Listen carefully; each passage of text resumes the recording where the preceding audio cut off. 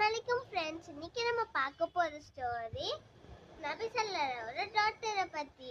நபி ஸல்லல்லாஹு டாக்டருக்கு ஒரு நாள் முடியாம இருந்துச்சா. அவங்க இதுவரை அவங்க ஹஸ்பண்ட் கிட்ட எதுவுமே கேட்டது இல்லையா. ஸோ அவங்க ஒரு பொமிக்ரானட் கேட்டாங்களா. அன்னைக்குன்னு பார்த்து தாய்ஃப்ல பொமிக்ரானட்டே இல்லை. அவங்களும் பக்கத்து ஊருக்கு போய் ஒரே ஒரு பொமிக்ரானட் இருந்துச்சு.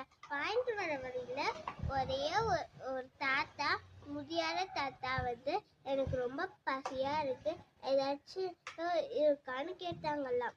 அப்புறம் நபி அல்லிவு நபிக்கு அவங்க அதையும் குடுத்துட்டாங்களாம். அதுக்கப்புறமாட்டி எங்கேயுமே பொமிக்ரானட்